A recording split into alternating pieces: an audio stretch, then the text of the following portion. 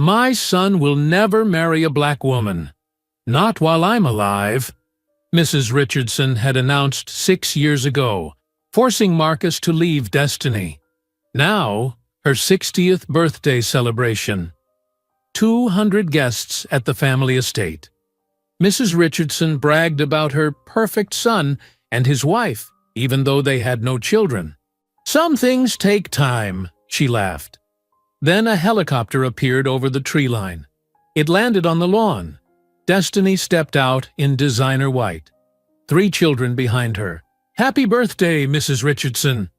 The triplets ran toward Marcus. Daddy! His wife dropped her wine glass. Mrs. Richardson clutched her chest. Those children are... They're your only grandchildren, Destiny smiled. And they're half black. Surprise. But before we dive into the full story, let me know where you're watching from and what time it is. Now, subscribe to the channel and let's get started. You will lose everything if you marry that woman. Marcus Richardson stared at his mother across the mahogany desk in her study. The words hung in the air like poison.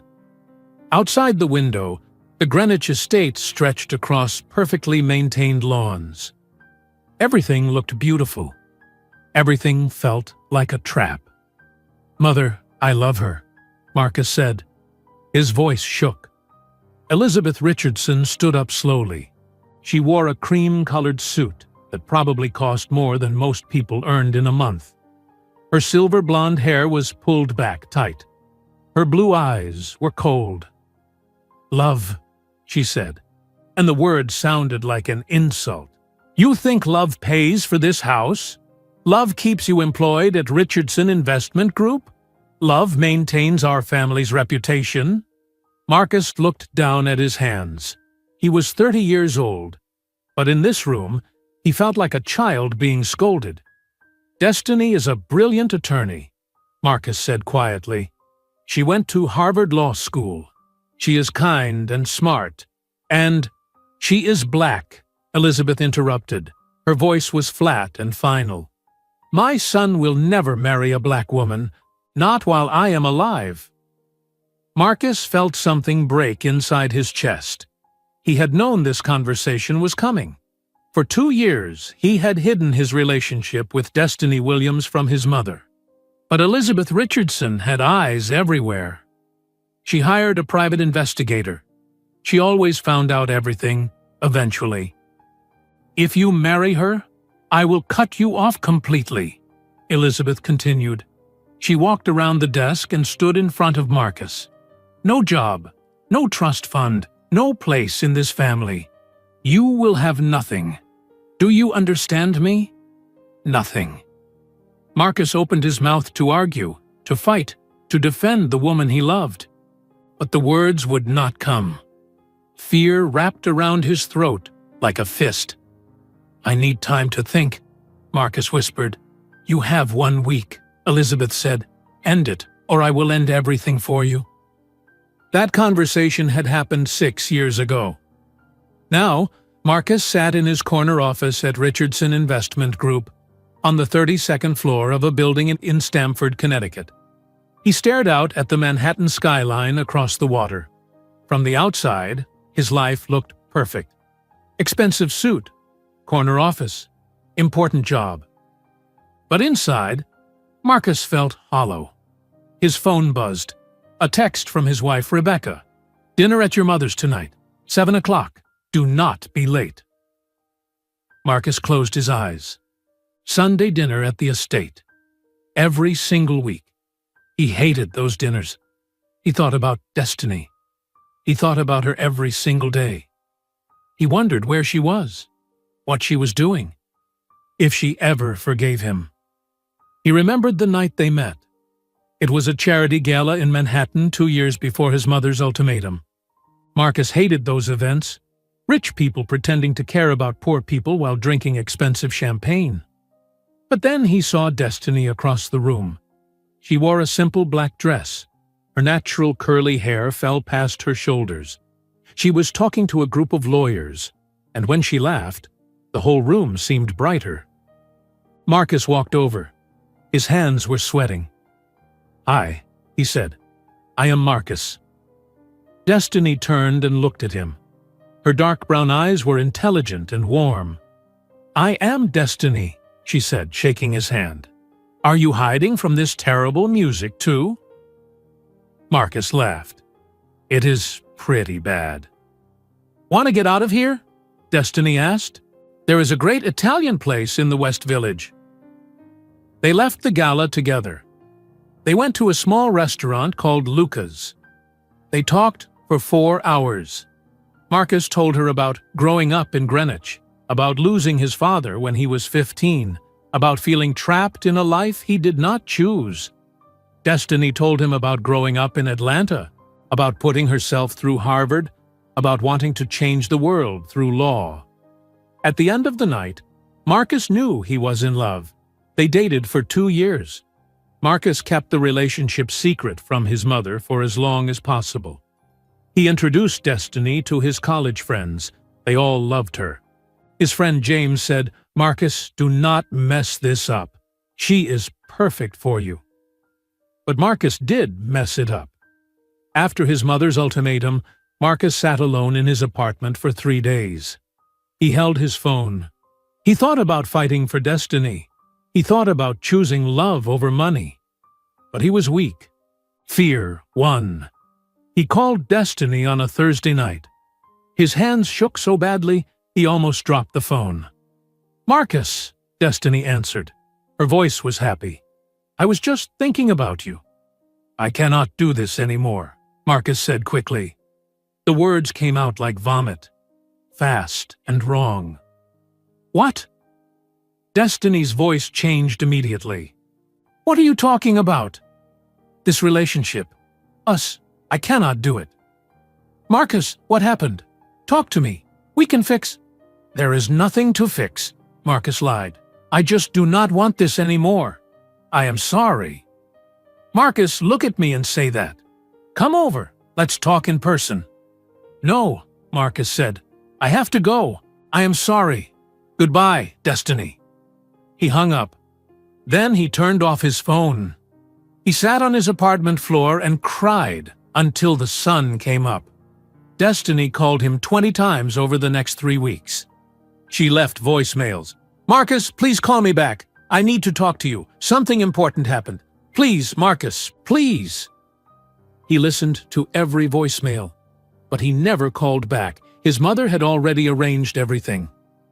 2 weeks after the breakup, Elizabeth invited Marcus to dinner at the Greenwich Country Club.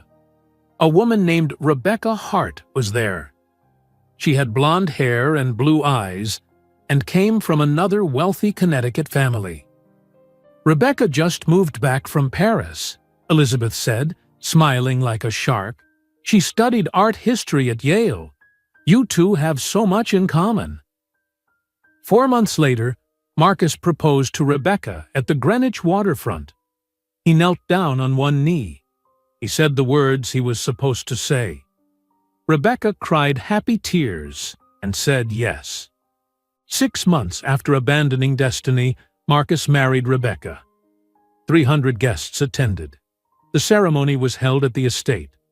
Everything was perfect and expensive and completely empty. Now, 5 years later, Marcus sat in his office and felt nothing. His marriage was cold. He and Rebecca barely spoke. They slept in separate bedrooms. They had tried to have children for 5 years with no success. Doctors said nothing was wrong physically. But Marcus knew the truth. You cannot build life on top of lies. His phone buzzed again. This time it was not Rebecca. It was an unknown number, a text message that made Marcus's blood run cold. "They ask about you every single day." Marcus stared at the screen. His heart pounded. His hands started shaking. Who was this? What did it mean? Then a photo came through. 3 children. They looked about 5 years old. 2 boys in matching blue shirts. 1 girl in a yellow dress. They were beautiful. They had light brown skin and curly dark hair. And they had Marcus's green eyes. Marcus dropped his phone. It clattered onto his desk. His hands would not stop shaking. 3 children. 3 children with his eyes. He picked up the phone again. He stared at the photo. His office suddenly felt too small, too hot. He could not breathe. Another text came through. Her name is Chloe. His name is Cameron. His name is Caleb. They are 5 years old. They are yours. Marcus stood up fast. His chair rolled backward and hit the window. He needed to sit down. He needed to think. But his brain would not work. 5 years old. He did the math quickly.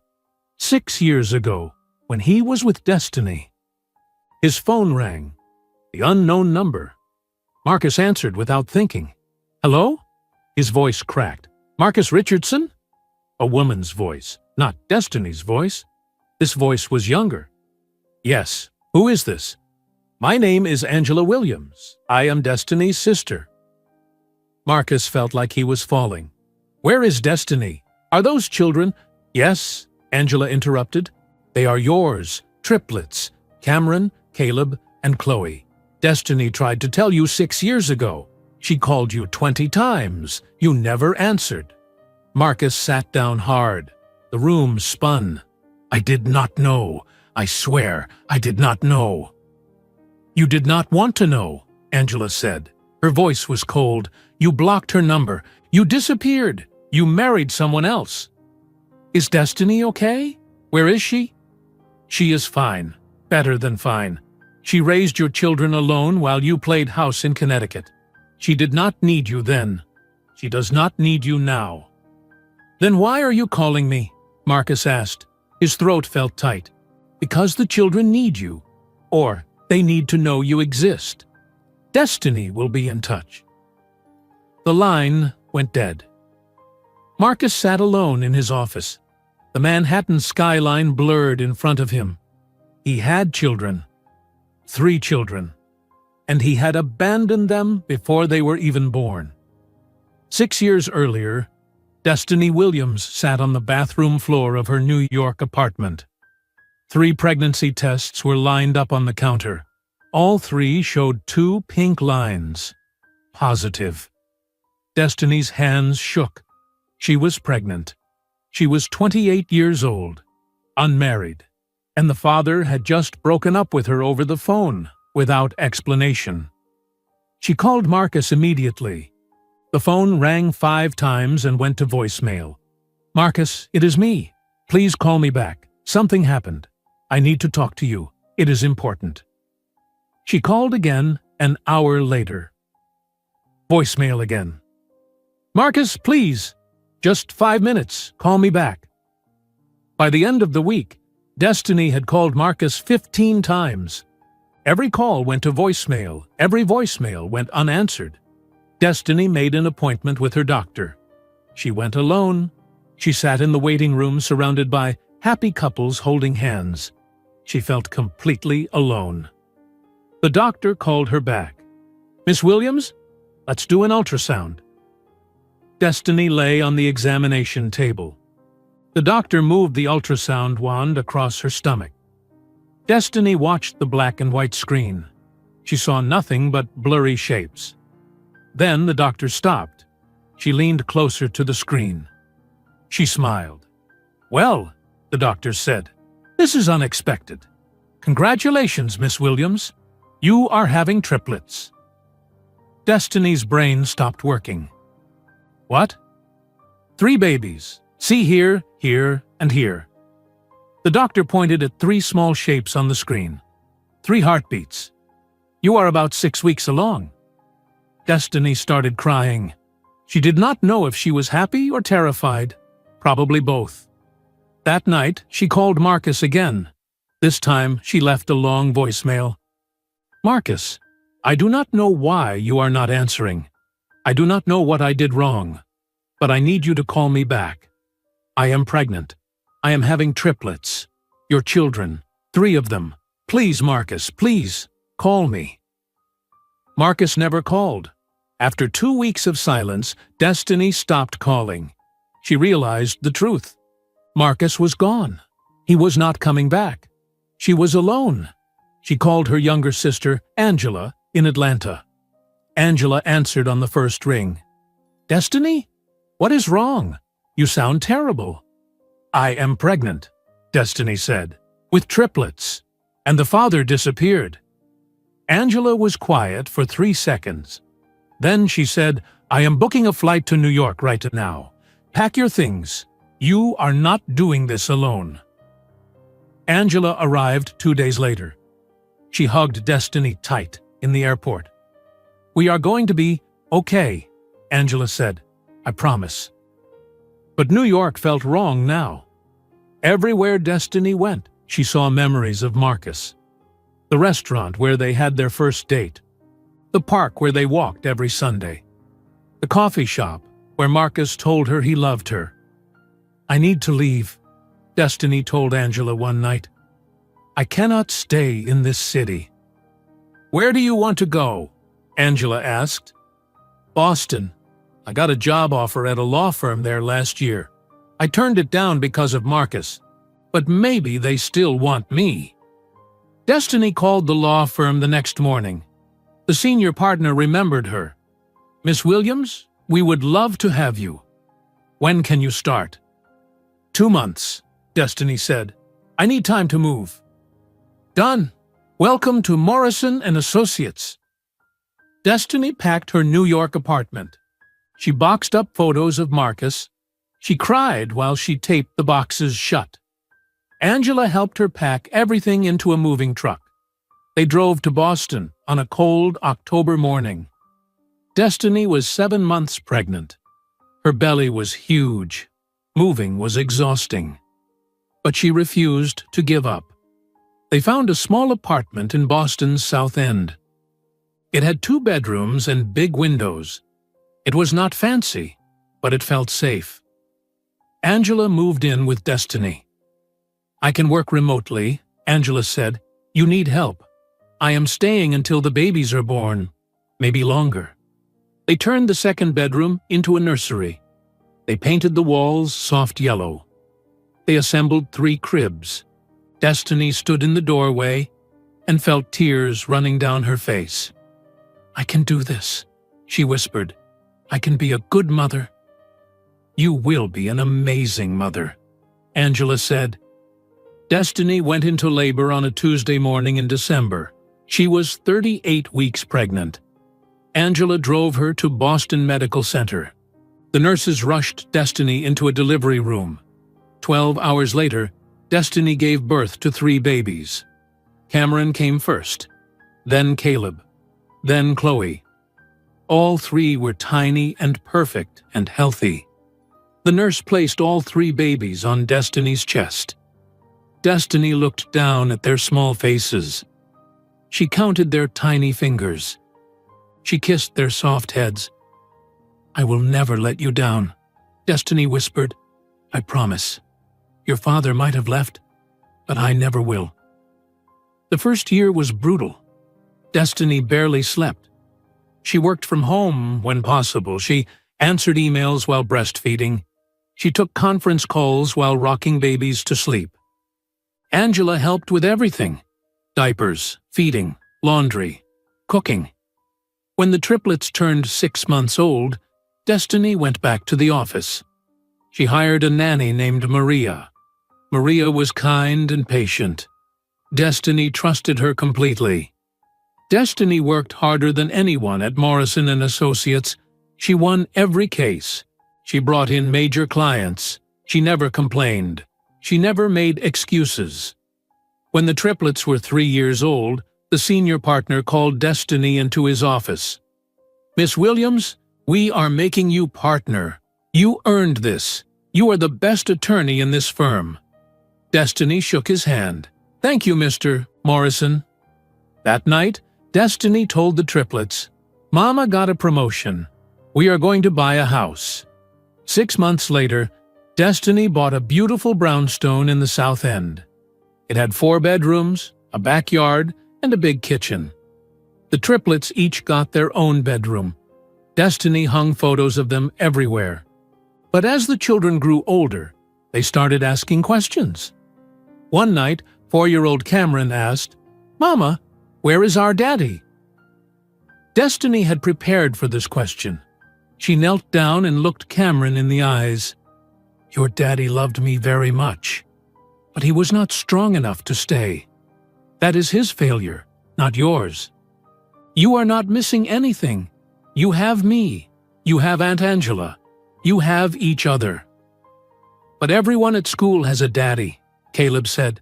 "Some families have daddies. Some families have two mommies. Some families have grandparents who raise them. Our family is different. But we are still a family." "Do you have a picture of him?" Chloe asked. Destiny hesitated. Then she went to her bedroom and opened a drawer. She pulled out one photo of Marcus. It was from their trip to Cape Cod. Marcus was laughing, his green eyes bright, his hair messy from the ocean wind. Destiny showed the photo to the triplets. "This is your father. His name is Marcus Richardson." All three children stared at the photo. Cameron touched the picture gently. "He has my eyes," Cameron said. "Yes," Destiny said, "he does." That night, Destiny tucked Chloe into bed. Chloe looked up at her with tears in her green eyes. "Mama, does Daddy know we exist?" Destiny's heart broke. "I tried to tell him, baby. I tried." "Maybe he forgot where we live," Chloe said. "Maybe we should find him and remind him." After Chloe fell asleep, Destiny sat in her living room. Angela sat next to her. "They deserve to meet him," Destiny said quietly, "even if he does not deserve to meet them." "Are you sure?" Angela asked. "No," Destiny said, "but Chloe cries every night. She thinks her father does not love her. I cannot let her grow up believing that." The next morning, Destiny made a phone call. "Hello, I need to hire a private investigator." The coffee shop in downtown Boston was quiet on Thursday morning. Destiny sat at a corner table, her hands wrapped around a cup of tea she had not touched. She checked her watch. 10:15. The investigator was late. The door opened. A man walked in. He was about 50 years old, with gray hair and tired eyes. He wore a dark jacket and carried a leather briefcase. He looked around the coffee shop until his eyes found Destiny. He walked over. "Miss Williams?" "Yes." Destiny stood and shook his hand. "Mr. Gray?" "Thomas Gray. Please, sit." He sat across from her and placed his briefcase on the table. "You said on the phone you need to find someone." "Yes." Destiny pulled a folder from her bag. "His name is Marcus Richardson. He is 36 years old. Last I knew, he lived in Greenwich, Connecticut. He worked at his family's investment firm." Thomas opened the folder. He looked at the photo of Marcus that Destiny had included. "How long has it been since you saw him?" 6 years. "And why do you need to find him?" Destiny hesitated. Then she said, "He is the father of my children. He does not know they exist. I tried to tell him 6 years ago, but he never answered my calls. Now my children are asking questions. They deserve to meet their father." Thomas nodded slowly. "I will be honest with you, Miss Williams. People like Marcus Richardson are easy to find. Men from wealthy families leave trails everywhere. The question is not if I can find him. The question is, what you will do when I do. I just want him to meet his children," Destiny said. "That is all." $5,000, Thomas said. "Half now, half when I deliver the report. I will have information for you within 2 weeks." Destiny wrote him a check. Thomas shook her hand again and left.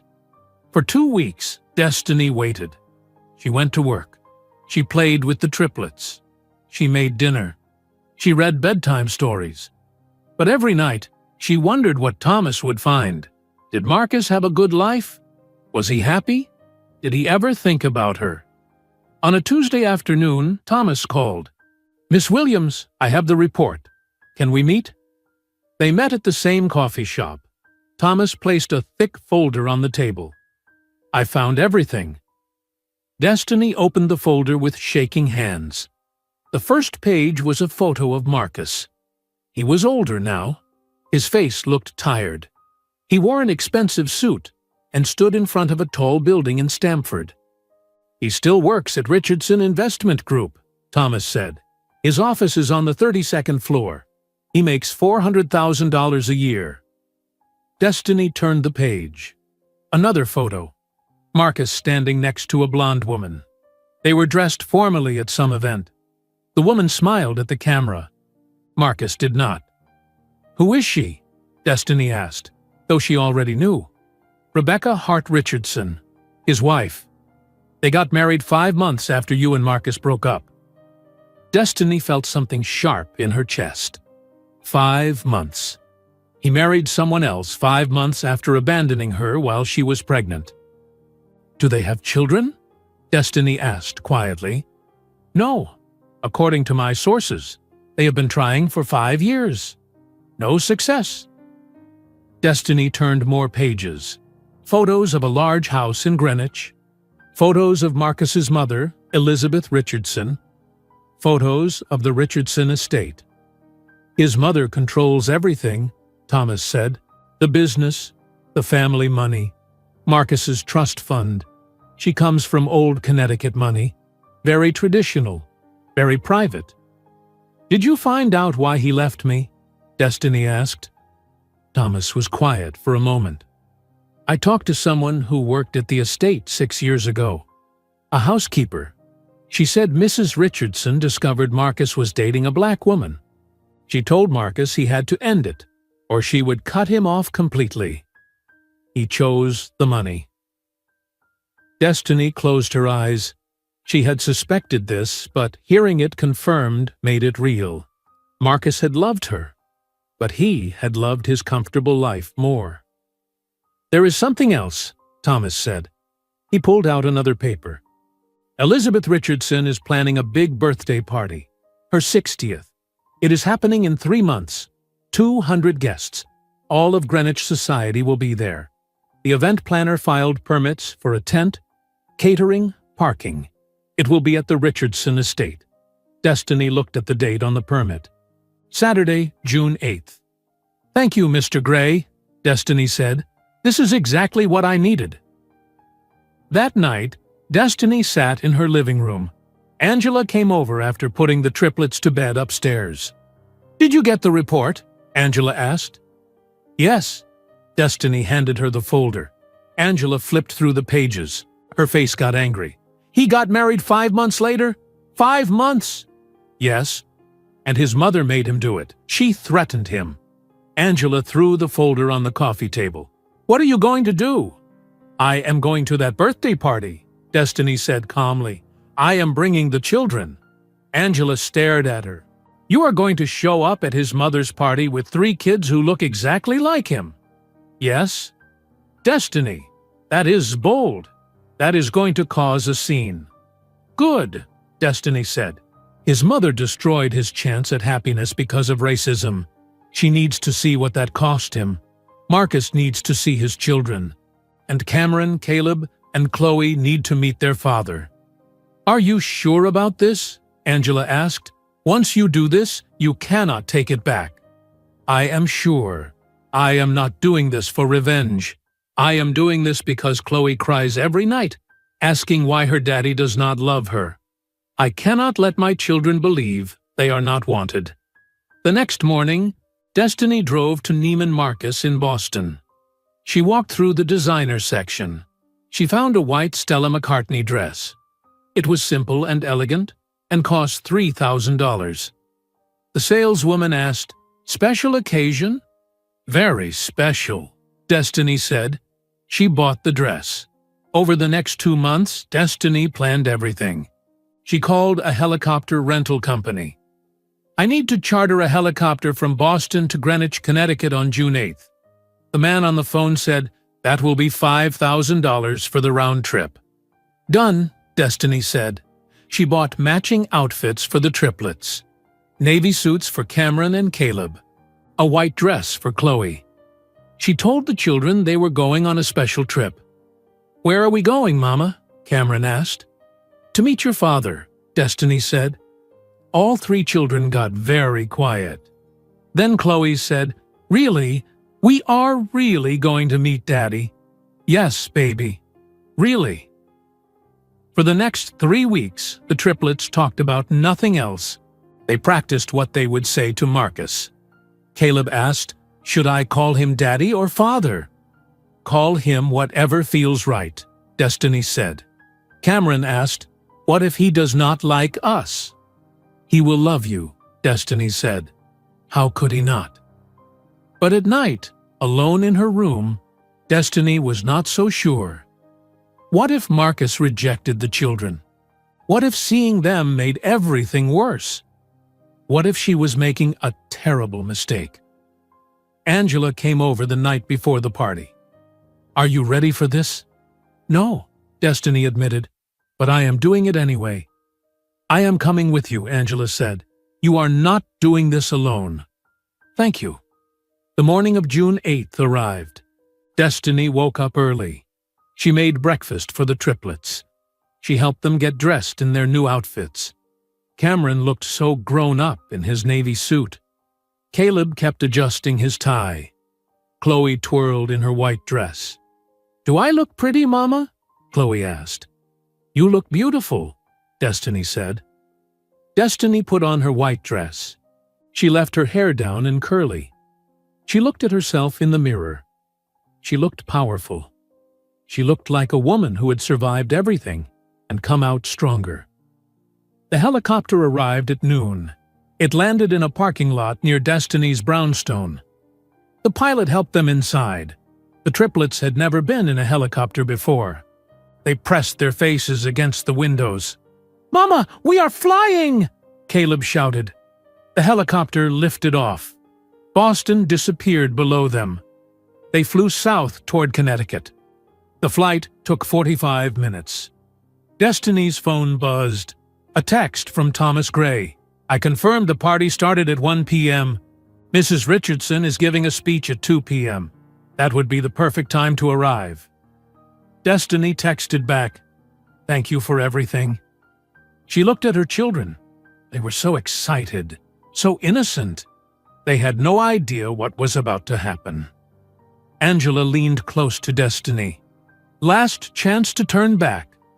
"We are not turning back," Destiny said. At exactly 2 o'clock, the helicopter descended toward Greenwich. Destiny saw the Richardson estate below. White tents covered the lawn. Hundreds of people in fancy clothes stood around. It looked like a wedding. The pilot said, "Where do you want me to land?" "Right in the middle of everything," Destiny said. The helicopter dropped lower. Destiny saw people looking up. She saw the music stop. She saw faces turning toward them. Chloe grabbed Destiny's hand. "Mama, I am scared." "Do not be scared, baby. Your daddy is down there, and he has been waiting to meet you for a long time. He just does not know it yet." The helicopter touched down on the front lawn. The door opened. Destiny stepped out first. The wind from the helicopter blades whipped across the lawn. Destiny's white dress moved around her legs.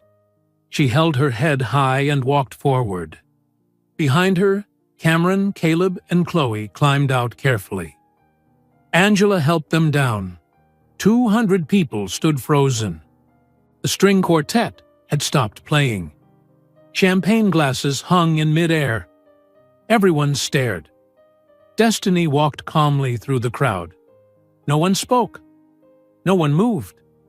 They just watched this black woman in an expensive white dress walk across their perfect lawn with 3 beautiful children following behind her. On the terrace, Elizabeth Richardson stood with a microphone in her hand. She had just finished her speech about family and legacy and making the right choices. Her mouth was still open. Her face had gone completely white. Next to Elizabeth stood Marcus. He wore a dark gray suit. His tie was perfectly straight. His hair was perfectly combed. He looked exactly like what he was, a rich man playing a part. Rebecca stood next to Marcus. She wore a lavender dress and diamond earrings. She held a glass of champagne. She looked bored until she saw the helicopter. Then she looked confused. Marcus did not understand what was happening. Who arrives at a party in a helicopter? He squinted across the lawn. The woman walking toward him looked familiar, the way she moved, the confidence in her walk. Then the sun hit her face, and Marcus's heart stopped. Destiny. His brain could not process it. Destiny was here, at his mother's birthday party, wearing white, walking toward him. Then Marcus saw the children. 3 children holding hands, 2 boys in navy suits, 1 girl in a white dress. The little girl looked up. She saw Marcus standing on the terrace. Her face exploded into the biggest smile Marcus had ever seen. "Daddy!" she screamed. The word echoed across the silent lawn. All 3 children let go of each other's hands and ran. They ran toward Marcus, with their arms open wide. They ran like they had been waiting their whole lives for this moment. Marcus could not move. His legs would not work. His brain would not work. 3 children were running at him, calling him Daddy. The children reached the terrace. They crashed into Marcus and wrapped their arms around his legs. They hugged him tight. They were laughing and crying at the same time. "Daddy, we found you," the little girl said. "We looked everywhere," one of the boys said. "Mama said we would meet you today," the other boy said. Marcus looked down at their faces. He saw his own green eyes looking back at him. 3 times. He saw his nose, his chin, his smile. These were his children. Rebecca's champagne glass fell from her hand. It hit the stone patio and shattered into 100 pieces. The sound was very loud in the silence. Rebecca stared at the 3 children hugging Marcus. She looked at their faces. She looked at Marcus's face. She understood everything in one terrible second. "How old are they?" Rebecca whispered. Marcus could not answer. His throat had closed completely. 6 years of marriage had felt like 600. Marcus thought about this as he sat at breakfast with Rebecca that morning before the party. They sat at opposite ends of their dining room table. Rebecca scrolled through her phone. Marcus read the newspaper. Neither of them spoke. This was every morning. This was their life. "Your mother wants us there at 1 o'clock, Rebecca said without looking up. "The party starts at 1. She wants us to greet guests." "Okay," Marcus said. "Do not be late like last time." "I will not be late." Rebecca stood up. She took her coffee cup to the kitchen. Marcus heard her rinse it in the sink. She came back and said, "I am going to get ready." "Okay." She left. Marcus sat alone at the table. The house was completely silent. This house that his mother bought for them. This house that never felt like a home. His phone buzzed. A reminder, Dr. Chen appointment, 3 p.m. Monday. Another fertility specialist, another doctor who would run tests and say nothing was wrong. This would be the 5th doctor in 5 years. Marcus deleted the reminder. He remembered the first time they went to a fertility doctor. Rebecca had been so hopeful. She sat in the waiting room holding Marcus's hand. She said, "Maybe they can help us. Maybe there is something simple we are missing." The doctor ran every test. Blood work, ultrasounds, genetic screening. Everything came back normal. "Mr. and Mrs. Richardson, I see no medical reason you cannot conceive," the doctor said. "Sometimes stress can affect fertility. Are you under significant stress?" Rebecca looked at Marcus. Marcus looked at the floor. "Just normal work stress," Marcus lied. They tried 3 more doctors. Every doctor said the same thing. Nothing is wrong medically. But Marcus knew the truth. You cannot build life on top of lies. You cannot create something real from something false. Rebecca knew something was wrong too. She was not stupid. She watched Marcus carefully. She saw him staring out windows for hours. She heard him in his home office, late at night. One night 3 months ago, Rebecca went downstairs at 2 in the morning. She needed water. She heard crying coming from Marcus's office. She opened the door quietly. Marcus sat at his desk with his head in his hands. His shoulders shook. He was crying like someone had died. "Marcus?" Rebecca said softly. Marcus's head snapped up. He wiped his face quickly. "I am fine, just tired." "You are not fine. You are crying." "Work stuff. A deal fell through. It is nothing." Rebecca stood in the doorway. She said, "You are lying to me. You have been lying to me for years. I do not know what about, but I know you are lying." "Rebecca? Did you love someone before me?" The question came out fast. Rebecca had been holding it inside for a long time. Marcus looked at his wife. He opened his mouth. He could have told the truth right then. He could have said yes. He could have explained everything. But fear won again. "No," Marcus said. "You are the only one." Rebecca stared at him for a long moment. Then she said, "You are a terrible liar, Marcus." She left and closed the door. They never spoke about it again. Sunday dinners at Elizabeth's estate were torture. Every single week, Elizabeth asked about grandchildren. Every single week, Marcus felt smaller. 2 weeks before the party, Elizabeth served roasted chicken and potatoes. She looked at Rebecca and said, "Rebecca, dear, you are 32 now. The clock is ticking. When will you give me grandchildren?"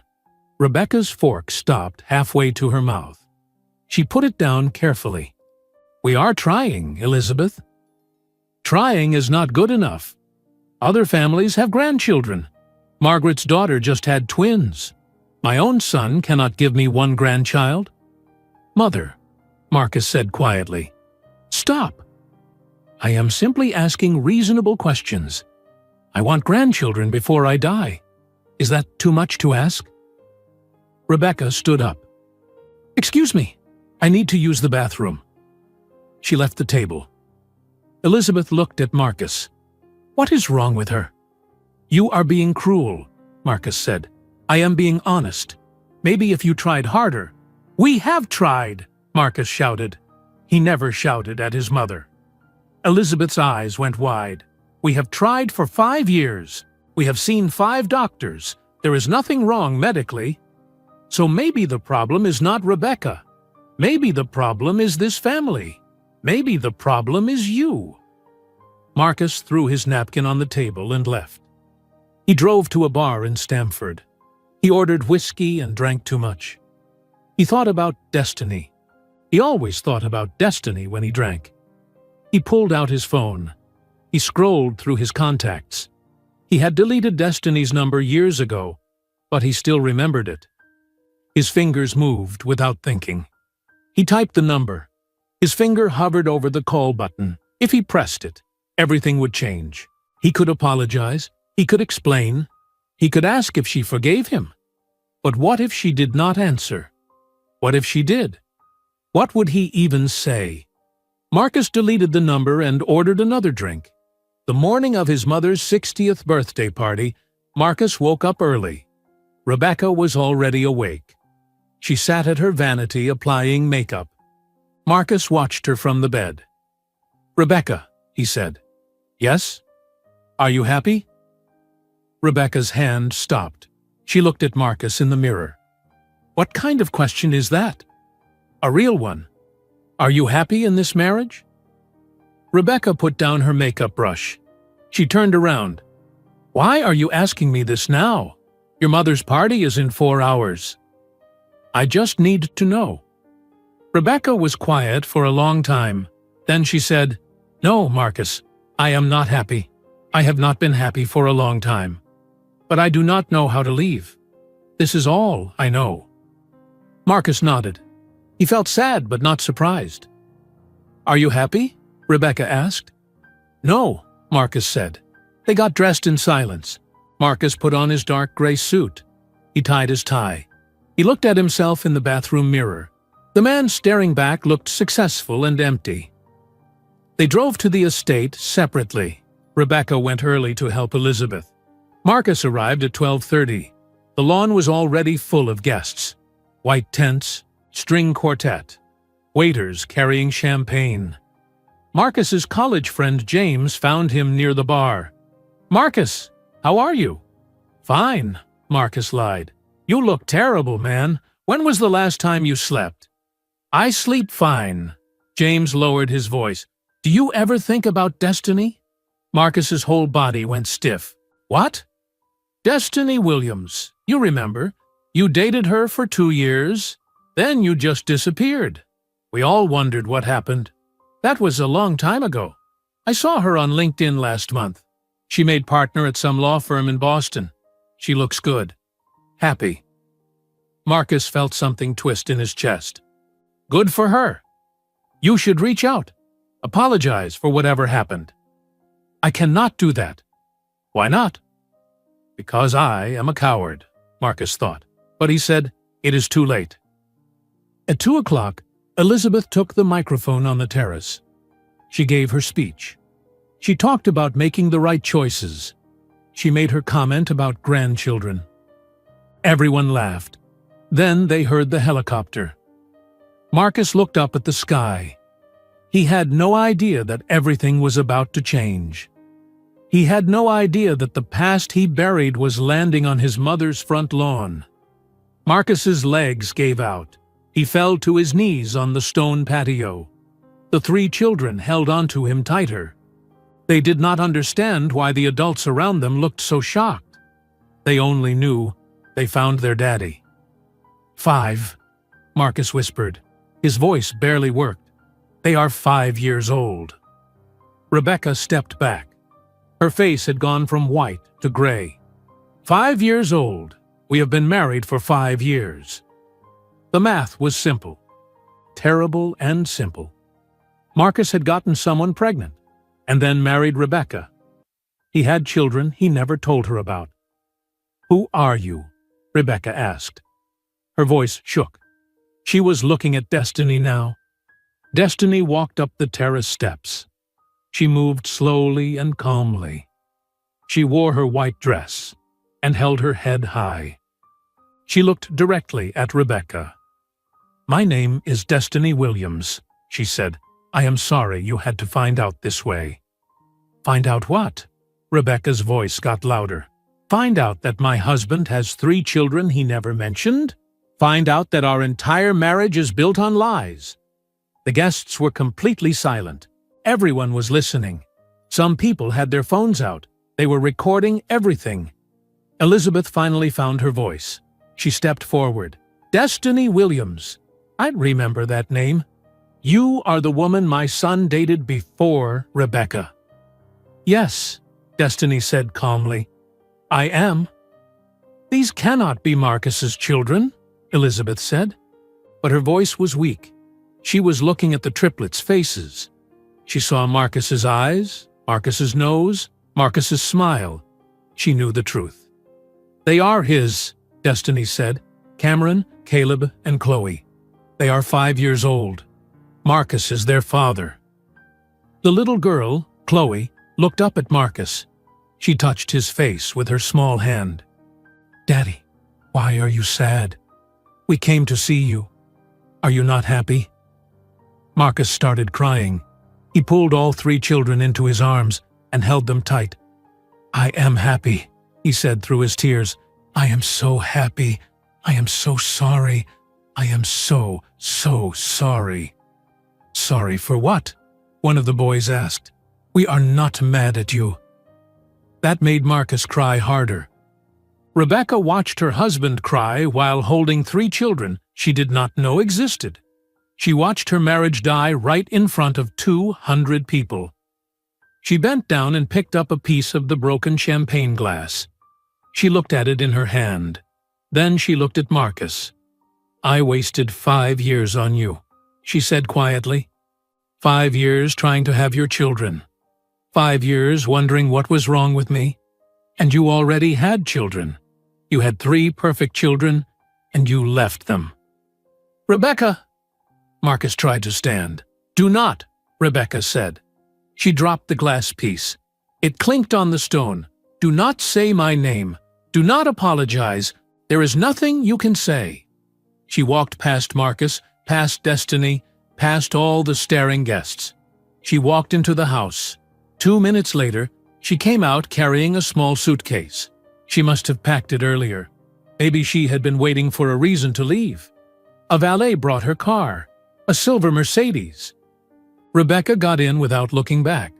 The car rolled down the long driveway and disappeared through the gates. Marcus watched her go. He knew he would never see her again.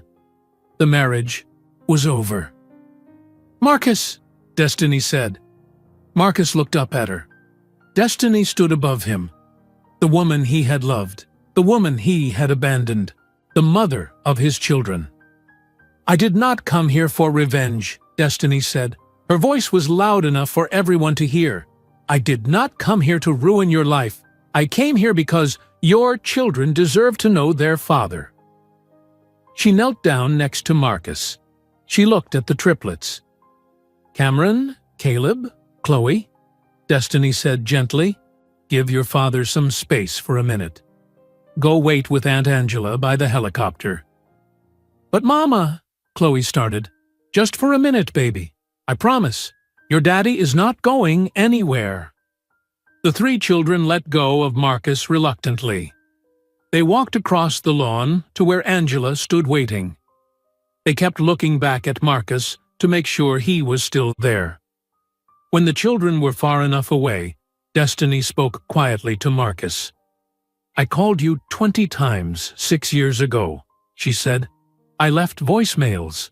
I told you I was pregnant. You never answered, not once." "I blocked your number," Marcus whispered. "My mother told me to. I am so sorry. I did not know about the triplets. I swear I did not know." "Would it have changed anything if you did know?" Marcus opened his mouth. Then he closed it. He did not know the answer. 6 years ago, he had been too weak to fight his mother. Would knowing about the babies have made him stronger? Or would he have run away even faster? "I do not know," Marcus admitted. "At least you are honest about that," Destiny said. She stood up. "I raised them alone. I worked full-time and raised 3 children by myself. I did not do it for your approval. I did it because they are my children, and I love them." "They are beautiful," Marcus said. "They are perfect." "Yes, they are." Destiny looked at Elizabeth standing frozen on the terrace. "Your mother made you choose between me and your comfortable life. You chose the comfortable life. That was your choice. But those children did not choose any of this. They did not ask to be born. They did not ask for an absent father." Marcus nodded. Tears ran down his face. "Chloe cries every night," Destiny continued. "She asks me why her daddy does not love her. She asks me if she did something wrong. She thinks you stayed away because of something she did." "No," Marcus said quickly. "No, it was never about them. It was about me. I was weak. I was a coward. I know that, but they do not. They are 5 years old. They only know their father was not there." Destiny turned and started walking back toward the helicopter. Then she stopped. She looked back at Marcus. "You have one choice now, Marcus. You can be a coward again and let us fly away. Or you can be their father. But if you choose to be their father, you commit fully. You do not get to disappear when it gets hard. You do not get to run when your mother threatens you. You decide right now what kind of man you want to be." Marcus looked at his mother. Elizabeth stood on the terrace like a statue. Her face was hard and angry. She was already planning what to say, already planning how to punish him. Then Marcus looked at the triplets. They stood by the helicopter with Angela. All 3 of them watched him. Cameron stood very straight and serious. Caleb waved shyly. Chloe smiled and blew him a kiss.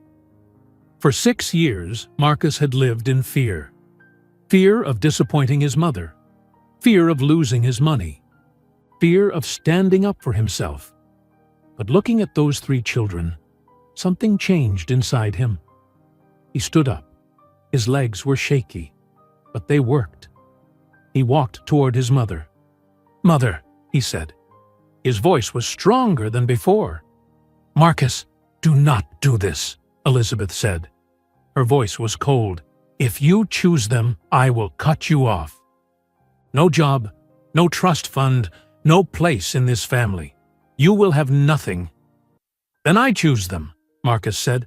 "I choose my children." Elizabeth's mouth fell open.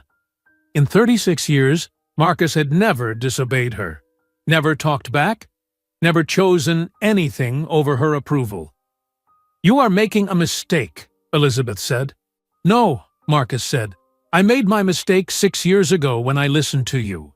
This is me fixing it." He turned his back on his mother. He walked across the lawn toward the helicopter, toward Destiny, toward his children. The 200 guests watched in complete silence. Some of them looked shocked. Some looked uncomfortable. A few looked almost happy, like they had been waiting years for someone to stand up to Elizabeth Richardson. Marcus reached the triplets. He knelt down in front of them. "I missed 5 years of your lives," he said. His voice cracked. "I will never forgive myself for that. But if you let me, I want to be your father now. I want to be in your lives. I want to know everything about you." Cameron looked at his brother and sister. Then he looked at Marcus. "Do you promise you will not leave again?" "I promise," Marcus said. "I will never leave you again." "Okay," Cameron said seriously. "You can be our daddy." Caleb threw his arms around Marcus's neck. "Daddy, do you want to see my dinosaur collection?" Marcus laughed through his tears. "Yes, I want to see everything." Chloe kissed Marcus's cheek. She whispered in his ear, "I knew you would come back. I told Mama you would." Behind them, Elizabeth screamed from the terrace. "Get off my property! All of you! Get those children off my property right now!" The guests gasped. Some covered their mouths. Others took steps backward. Elizabeth's scream had been loud and sharp. It cut through the afternoon air. The triplets pressed closer to Marcus. Chloe grabbed his hand tight. "Daddy, why is that lady yelling?"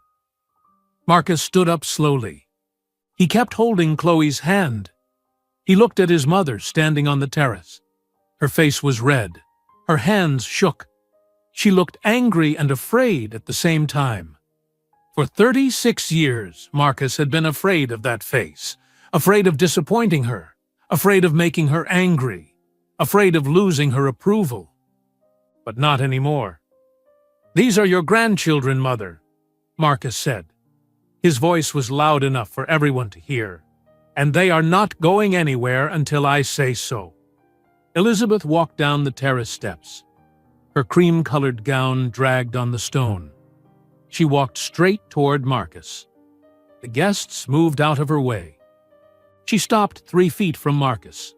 Her blue eyes were ice cold. "How dare you bring this shame to my home? I told you what would happen if you made the wrong choice." "You were wrong," Marcus said. Something inside him had broken open. Not in a bad way, in a way that felt like freedom. "You were wrong about everything." "I was protecting you," Elizabeth hissed.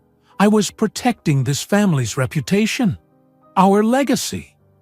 "You were protecting your prejudice," Marcus said. "You destroyed my chance at happiness because you could not accept that I loved a black woman. You made me abandon the person I loved. You turned me into a coward." "Marcus, lower your voice. Everyone is listening." "Good. Let them listen. Let them all know the truth. You told me I had to choose between destiny and my comfortable life. I chose wrong. I chose the comfortable life. and I have been miserable every single day since." Elizabeth's face went pale. "You are being dramatic. You married Rebecca. You have a good life." "Rebecca just left me. Did you see that? She packed a suitcase and drove away. My marriage is over, and it is your fault. You arranged that marriage. You chose Rebecca for me. But I never loved her. I loved Destiny." Caleb tugged on Marcus's sleeve. "Daddy, who is that lady?" Marcus looked down at his son. "That is your grandmother." "She does not seem very nice," Cameron said quietly. Elizabeth heard this. She looked at the three children for the first time, really seeing them. They had Marcus's face, Marcus's green eyes. But their skin was brown. Their hair was curly and dark. These were her grandchildren, the only grandchildren she would ever have. And they were exactly what she had told Marcus he could never create. "I did what any mother would do," Elizabeth said. Her voice was quieter now, almost defensive. "I protected my son from making a mistake." "I was not a mistake," a voice said. Everyone turned. Destiny had walked closer. She stood 10 feet from Elizabeth. The two women looked at each other. "My children are not mistakes," Destiny continued. "They are the best thing that ever happened to me. And they could have been the best thing that ever happened to Marcus. But you took that away from him. You took it away from all of us." "You do not belong here," Elizabeth said. "You never did. You do not understand our world." "Your world?" Destiny's voice stayed calm. "Your world is built on hate and fear. Your world is small and dying. My children will build something better, something kinder." Elizabeth had no response. She opened her mouth, but no words came out. "You spent 6 years afraid of me," Destiny said. "But I was never your enemy. You were your own worst enemy. You destroyed your son's happiness because of hate. Now you have to live with the consequences." Destiny turned to Angela. "Take the children to the helicopter. I will be there in a minute." Angela nodded. She took Cameron, Caleb, and Chloe by the hands. "Come on, babies. Let's go look at the helicopter up close." "But I want to stay with Daddy," Chloe said. "Your daddy will be right there," Angela promised. "Come on." The triplets walked away with Angela. They kept looking back at Marcus. When they were far enough away, Destiny turned to the crowd of guests. 200 people stood frozen. They all held drinks. They all wore expensive clothes. They all looked extremely uncomfortable. "I apologize for interrupting this party," Destiny said. Her voice carried across the lawn. "I know this is awkward, but my children deserve to meet their father, and Marcus deserved to know his children exist." A woman in the crowd spoke up. It was Margaret, Elizabeth's best friend. "Did you know about these children, Elizabeth?" Elizabeth did not answer. "Did you know your son had children?" Margaret asked again. "No," Elizabeth said quietly. "I did not know." "But you knew about her," Margaret said, pointing at Destiny. "You knew Marcus was dating her 6 years ago." "Yes, and you made him end it. We all heard the rumors." Margaret looked around at the other guests. Several of them nodded. "You threatened to cut him off if he did not break up with her." "Because she was black." "Margaret, this is not the time." "This is exactly the time," Margaret interrupted.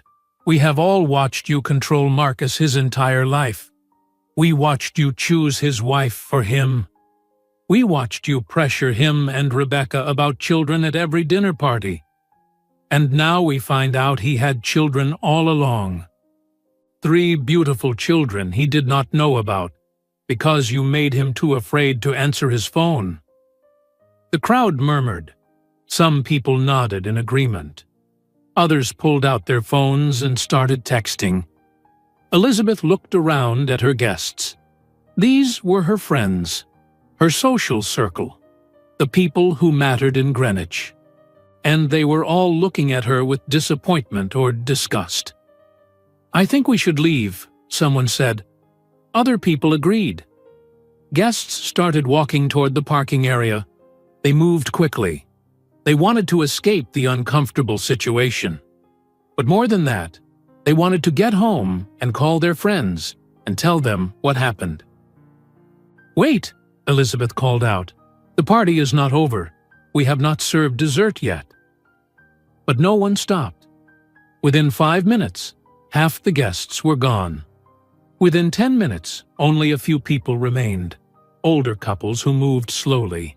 The catering staff who still had to pack up. The string quartet packed their instruments. The bartenders closed the bar. The beautiful party Elizabeth had planned for months disappeared in less than 15 minutes. Elizabeth stood alone on the terrace. Her perfect party was ruined. Her reputation was destroyed. Her son had chosen 3 children over her. Marcus watched his mother standing there and he felt sad for her, but he also felt free. He walked over to Destiny. "Thank you," he said quietly. "For what?" "For coming here. For giving me a chance to meet them. You could have kept them from me forever. I would have deserved that." "I did not do this for you," Destiny said. "I did this for Cameron, Caleb, and Chloe. They deserved to know their father." "Can I see them again?" Marcus asked. "Can I be part of their lives?" Destiny looked at him for a long moment. "That depends." "On what?" "On whether you are serious. You cannot just walk into their lives and walk out again when it gets hard. If you do this, you commit fully. You show up. You do not run when things get difficult. You do not disappear when your mother threatens you." "I will not run," Marcus promised. "I am done running." "We will see," Destiny said. "Actions matter more than words." She started walking toward the helicopter. Then she stopped and looked back. "We live in Boston," she said. "South End. If you are serious about being their father, you know where to find us." Marcus nodded. "I will be there, I promise." Destiny walked across the lawn. Angela and the triplets were waiting by the helicopter. The pilot helped them inside. Marcus watched as the helicopter lifted off the ground. He saw 3 small faces pressed against the window. They waved at him. He waved back. The helicopter rose higher and higher. Then it turned north and flew away toward Boston. Marcus stood on his mother's lawn, watching until the helicopter disappeared completely from view. Behind him, his mother spoke. "You just threw away everything, for children you do not even know." Marcus turned around. "No, Mother. I threw away everything 6 years ago when I listened to you. Today, I am getting it back." He walked past her. He went into the house. He went upstairs to the bedroom he used to sleep in as a child. He packed a bag with clothes and his laptop. When he came back downstairs, his mother was waiting in the hallway. "Where are you going?" she asked. "Boston," Marcus said. "You do not even have a place to live there." "I will find one." "Marcus, please, be reasonable. You have a life here, a job, a home." "I have nothing here," Marcus said. "You made sure of that." He walked out the front door. He got in his car. He drove down the long driveway and through the gates. In his rearview mirror, he saw his mother standing alone in front of the big, empty house. Marcus did not look back again. Marcus drove north on Interstate 95. Greenwich disappeared behind him. The sun was setting. His phone kept buzzing in the passenger seat, but he did not look at it. He knew who was calling. His mother. His mother's lawyer. Maybe people from work. He did not care. After 2 hours of driving, Marcus pulled into a rest stop near New Haven. He sat in his car and finally looked at his phone. 37 missed calls. 52 text messages. His mother. "Come home immediately. We need to talk." His mother. You are making the biggest mistake of your life. His mother. Do not throw away everything for children you do not even know. His mother's lawyer. Mr. Richardson, please call me as soon as possible. We need to discuss your employment status and trust fund. A text from his friend James. Marcus, what the hell happened at the party? Everyone is talking about it. Marcus deleted all the messages. He opened a new text to Destiny. He typed, I am coming to Boston. Can I see them tomorrow? He waited. 3 minutes passed. Then his phone buzzed. Destiny. We live at 427 Shawmut Avenue. Come at 10 o'clock in the morning. Do not be late. Marcus typed back, I will be there. Thank you. He drove the rest of the way to Boston in darkness. He had no apartment, no hotel reservation, no plan. At midnight, he checked into a Holiday Inn near the South End. The room was small and smelled like old carpet. It was nothing like the house he shared with Rebecca in Greenwich. But Marcus slept better than he had in years. He woke up at 7 o'clock in the morning. He showered and put on jeans and a clean shirt. No suit today. He looked at himself in the mirror. He looked tired. He looked worried. But he also looked free. At 9:45, Marcus parked outside Destiny's brownstone. It was a beautiful building with red brick and white trim. Flower boxes sat in the windows. A small yard had toys scattered across the grass. Marcus walked up the steps. His hands were shaking. He knocked on the door. Angela answered. She looked at Marcus with no expression. You are early. I did not want to be late. Come in. Marcus stepped inside. The house was warm and bright. Photos covered the walls. Photos of the triplets at every age. First birthdays, first steps, first day of school. Marcus had missed all of it. Wait here, Angela said. She disappeared down the hallway. Marcus heard voices upstairs, children laughing, water running, normal morning sounds. Then he heard footsteps on the stairs. 3 pairs of small feet. The triplets appeared at the top of the staircase. They stopped when they saw Marcus. Daddy came back, Chloe whispered. She smiled huge. All 3 children ran down the stairs. They crashed into Marcus and hugged him. Marcus knelt down and held them tight. I told you he would come back, Chloe said to her brothers. I told you. Destiny appeared at the top of the stairs. She wore jeans and a sweater. Her hair was pulled back. She looked beautiful and tired. Have you eaten breakfast? She asked Marcus. No. The children are having pancakes. You can join us. They all went to the kitchen. Destiny made pancakes while the triplets talked nonstop. They told Marcus about their school, their friends, their favorite TV shows, their toy collections. I have 73 dinosaurs, Caleb said proudly. Want to see them? Yes, Marcus said. I want to see everything. After breakfast, Caleb showed Marcus his dinosaur collection. Cameron showed Marcus his video games. Chloe showed Marcus her drawings. Every drawing was of a family. A mother, 3 children, and a father. This is you, Chloe said, pointing at the tall figure with green eyes. I draw you all the time, even though I did not know what you looked like. Mama showed me one picture. Marcus felt tears in his eyes. These are beautiful, Chloe. At noon, Destiny told Marcus, the children need lunch, and then a nap. You should go. Can I come back? Marcus asked. Destiny looked at the triplets. They all stared at her with big, hopeful eyes. Yes, Destiny said. You can come back next Saturday, 10 o'clock. Can he come sooner? Chloe asked. We will see, Destiny said. Your father has things to figure out. He needs to find a place to live. He needs to find a job. Marcus nodded. She was right. He had nothing figured out. He hugged each child goodbye. I will see you next Saturday, I promise. You will not disappear? Cameron asked. His voice was serious. Never, Marcus said. I will never disappear again. That afternoon, Marcus found a small apartment in the South End. It was a one-bedroom on the third floor of an old building. The rent was $2,000 a month. Marcus had some money in his personal savings account. Money his mother could not touch. Enough for maybe 6 months of rent. He signed the lease that day. On Monday morning, Marcus's phone rang. It was his mother's lawyer.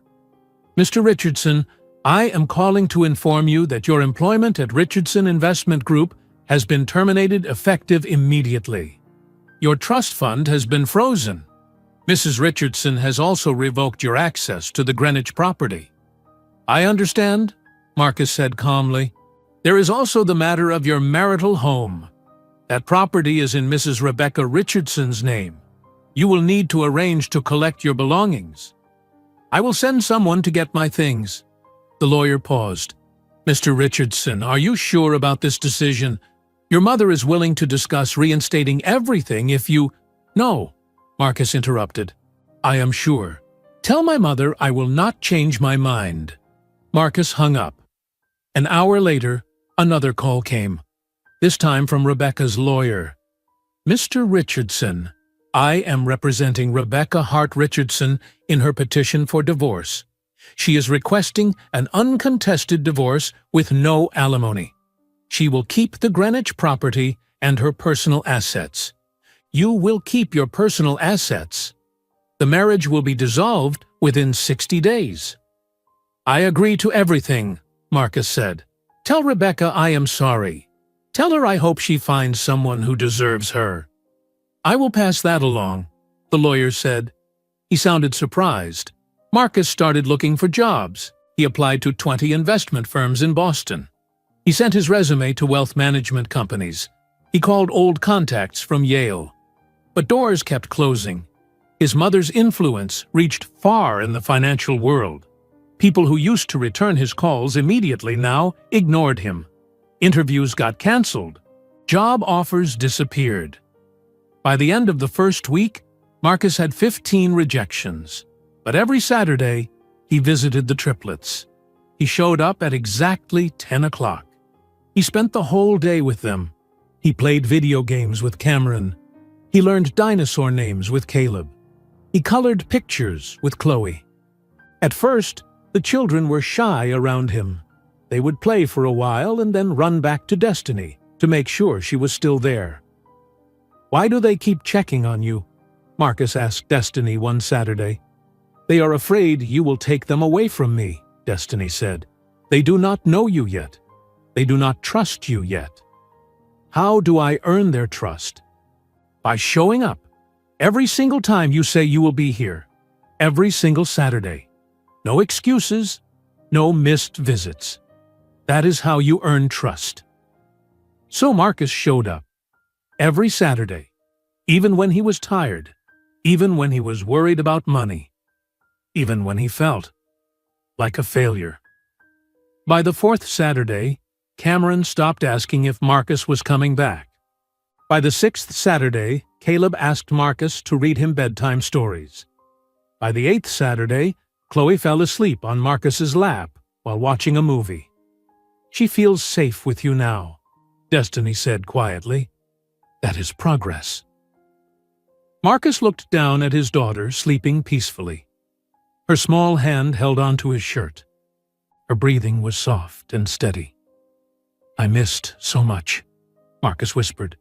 5 years of bedtime stories. 5 years of hugs.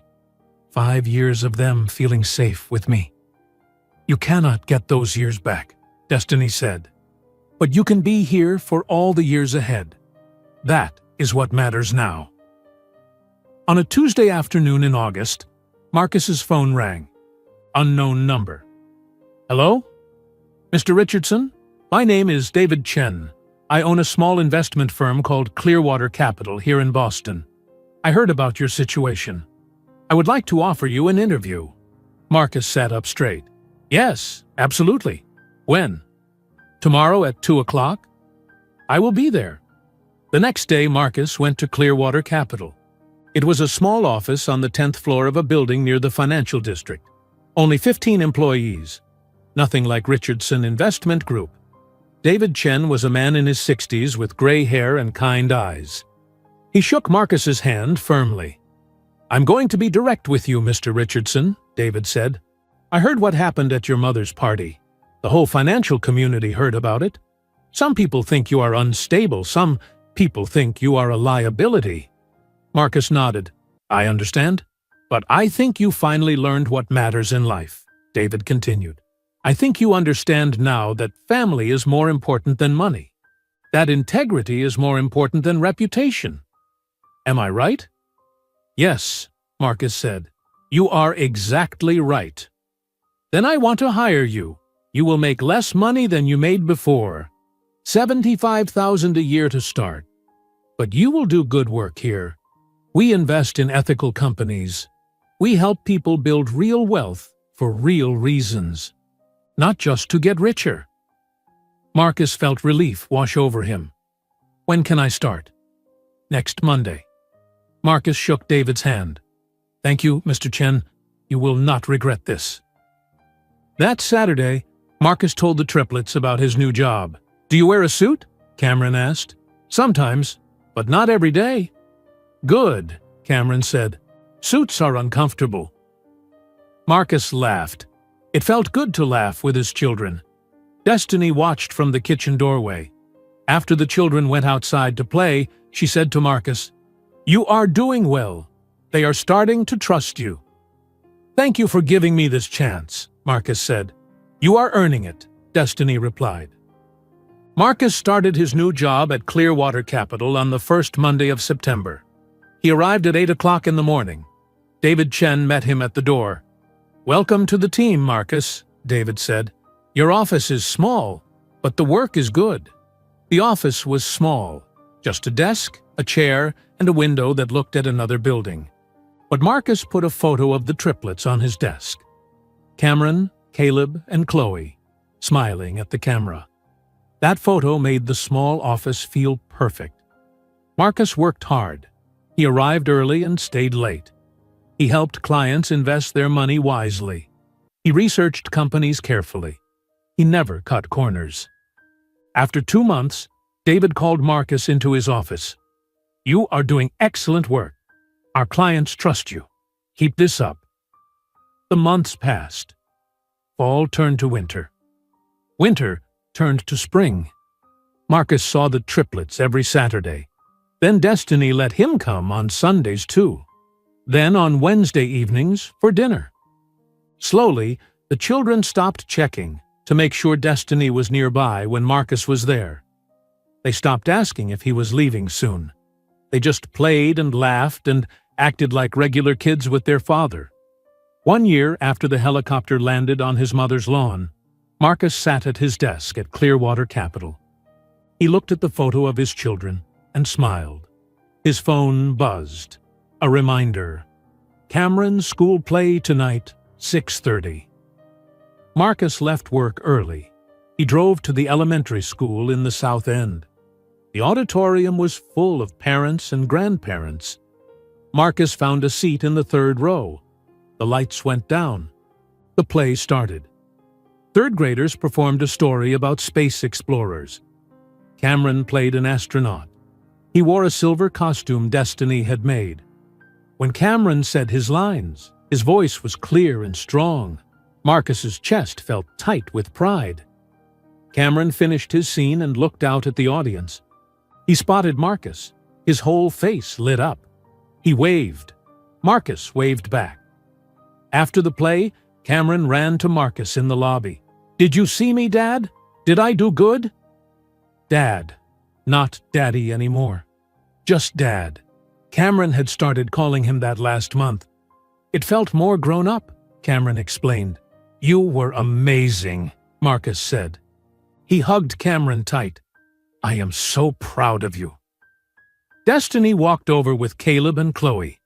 "Good job, Cameron," she said. "Can Dad come to dinner?" Cameron asked. Destiny looked at Marcus. "We are just having spaghetti." Spaghetti sounds perfect, Marcus said. They all went back to the brownstone. Marcus helped Destiny cook while the children set the table. They ate together. They talked about the play. They laughed when Caleb got spaghetti sauce on his nose. This felt like family. On Saturday mornings, Marcus coached Caleb's soccer team. Caleb was not very good at soccer.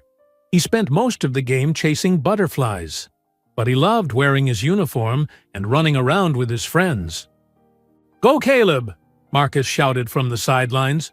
"Good try, buddy." After the game, Caleb ran to Marcus. "Did you see me almost score?" "I saw," Marcus said. "You are getting better every week." On Tuesday afternoons, Marcus picked up Chloe from school. She would run out of the building and jump into his arms. "Dad, guess what happened today?" Every day, something new had happened. She made a new friend. She learned a new song. She drew a new picture. Marcus listened to every story. He asked questions. He cared about every detail of her life. In November, Destiny called Marcus. "The school wants to have parent-teacher conferences. Can you come?" "Of course," Marcus said. They sat together in 3 different classrooms. Cameron's teacher said he was doing well in math. Caleb's teacher said he had a wonderful imagination. Chloe's teacher said she was kind to everyone. Marcus and Destiny listened. They asked questions. They worked as a team. Afterward, they walked to the parking lot together. "You are good at this," Destiny said. "At what?" "Being a parent. You show up. You pay attention. The children feel loved." "That is all I want," Marcus said. "For them to know they are loved." In January, Destiny called Marcus on a Saturday morning. "Can you take the kids to the park today? I have a lunch meeting." "Sure, no problem." Marcus took the triplets to Boston Common. They flew kites. They ate ice cream. They fed the ducks. When Marcus brought them home, Destiny was there with a man Marcus had never seen before. He was black, maybe 40 years old, wearing glasses and a sweater. He looked kind. "Marcus, this is Jonathan," Destiny said. "He teaches history at Boston University." "Jonathan, this is Marcus, the children's father." Marcus shook Jonathan's hand. "Nice to meet you." "You too," Jonathan said. "Destiny has told me a lot about you." After the children ran upstairs, Marcus said to Destiny, "Are you two dating?" "Yes," Destiny said, "for about 2 months now." Marcus felt something complicated in his chest. Not jealousy exactly, maybe regret, or maybe just sadness for what could have been. "Is he good to you?" Marcus asked. "Very good," Destiny said. "Then I am happy for you. You deserve someone who treats you well." "Thank you, Marcus. That means a lot." A week later, Marcus received a text from an unknown number. He opened it. The message said, "Hi, Marcus. This is Rebecca. I wanted you to know that I am engaged. His name is David. He is an architect. He is kind and honest. I am truly happy. I hope you found happiness too." Marcus texted back, "Congratulations, Rebecca. I am so happy for you. You always deserved better than what I gave you. I hope you have a beautiful life." Rebecca replied, "Thank you. I forgive you, Marcus. I hope you forgive yourself too." Marcus stared at that message for a long time. Forgive himself. He was trying. In March, Marcus's phone rang. Unknown number. He almost did not answer, but something made him pick up. "Hello? Mr. Richardson, this is Thomas Blake. I am your mother's attorney." Marcus's stomach dropped. What does she want? She would like to meet her grandchildren. She understands it has been a year. She has had time to reflect. She would like a chance to apologize to you and to meet Cameron, Caleb, and Chloe. Marcus was quiet for a long moment. "I need to think about it." "Of course. Please call me when you decide." That night, Marcus called Destiny. "My mother wants to meet the children." "What do you think?"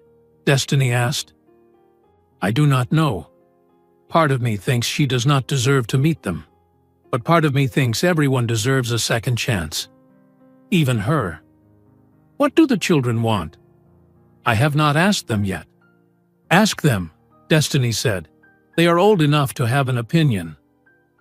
Marcus asked the triplets the next Saturday.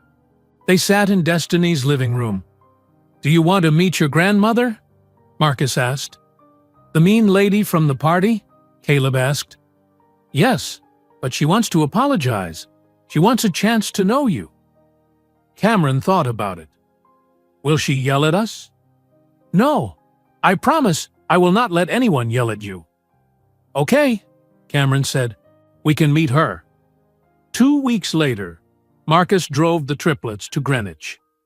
It was the first time he had been back in over a year. The estate looked the same, big and beautiful and empty. Elizabeth waited on the front steps. She wore a simple blue dress. No fancy gown, no jewelry. She looked older, smaller somehow. The triplets got out of the car slowly. They held hands. Elizabeth walked toward them. She stopped a few feet away. "Hello," she said.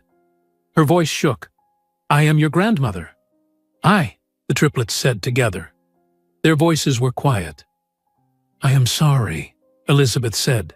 She looked at Marcus. "I am sorry for what I did. I was wrong. I let hate control me. I destroyed your chance at happiness. I have spent a year alone in this house realizing that hate cost me everything." Marcus nodded.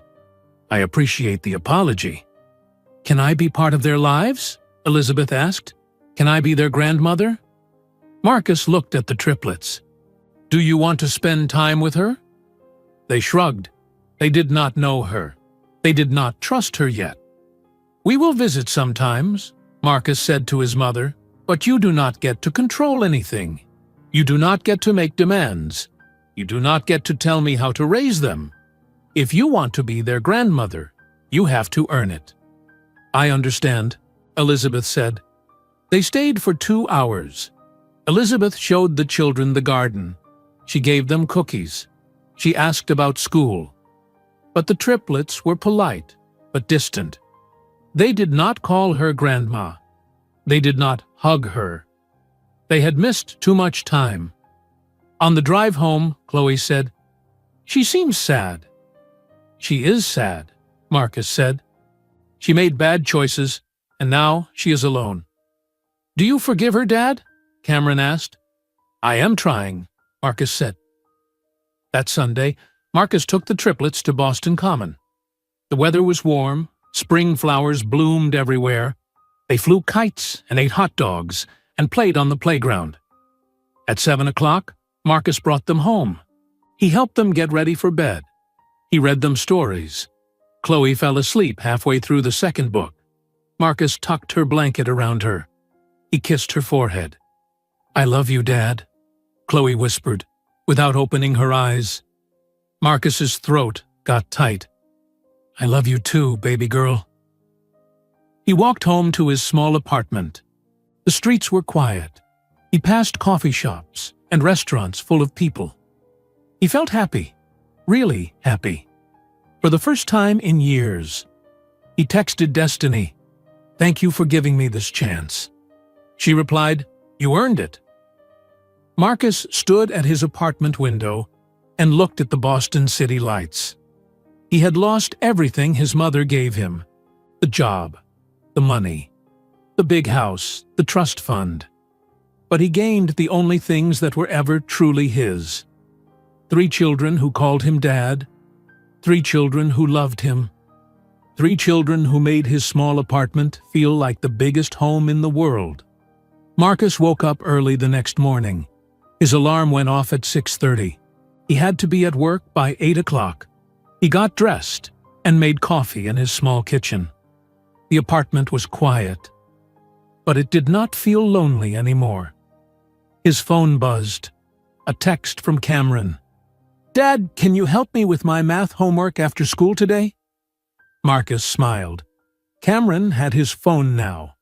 Destiny gave all 3 kids phones last month, so they could call Marcus whenever they wanted. Marcus texted back, "Yes, I will pick you up at 3:30. At work, David Chen stopped by Marcus's office. "Good morning, Marcus. I wanted to let you know that 3 new clients asked for you specifically. They heard good things about your work." "Thank you, Mr. Chen," Marcus said. "That means a lot." "You have come a long way in the past year and a half," David said. "You should be proud." Marcus looked at the photo of his children on his desk. "I am." That afternoon, Marcus picked up Cameron from school. They went to a coffee shop and spread Cameron's math homework on the table. "I do not understand fractions," Cameron said. "They are confusing." "Let me show you a trick," Marcus said. He drew pictures to explain how fractions worked. Cameron's face lit up when he finally understood. "Oh, that makes sense now," Cameron said. They worked for an hour. When they finished, Cameron said, "Thanks, Dad. You are good at explaining things." "Anytime, buddy." On Wednesday night, Marcus had dinner with the whole family at Destiny's house. Jonathan was there too. At first, Marcus felt awkward, but Jonathan was kind and never tried to replace Marcus. He understood that Marcus was the children's father. "Cameron told me you helped him with fractions," Jonathan said. "That was nice of you." "He is my son," Marcus said simply. "I help him with whatever he needs." After dinner, the children went upstairs to do homework. Marcus helped Destiny clean the dishes. "Jonathan is a good guy," Marcus said. "He is," Destiny agreed. "The kids like him, but they know he is not their father. You are." "Does he want kids of his own someday?" "Maybe. We have not talked about it seriously yet. We have only been dating for 6 months." Marcus dried a plate. "For what it is worth, I think you two are good together. You look happy." "I am happy," Destiny said. "Happier than I have been in a long time." Marcus was quiet for a moment. Then he said, "I am sorry I ruined what we had. I think about it sometimes, about what our life could have been if I had been braver." Destiny stopped washing dishes. She looked at Marcus. "I think about it too sometimes. But we cannot change the past. We can only move forward. And honestly, Marcus, I do not think we would work now. Too much has happened. Too much hurt." "I know," Marcus said. "But I am grateful that we can be friends, that we can raise the kids together." "Me too," Destiny said. On Saturday morning, Marcus took all 3 kids to their soccer games. Caleb's team played first. They lost 4-1, but Caleb scored the 1 goal. He ran to Marcus afterwards, jumping up and down. "Did you see, Dad? Did you see me score?" "I saw." Marcus picked him up and spun him around. "You were amazing." Cameron's team played next.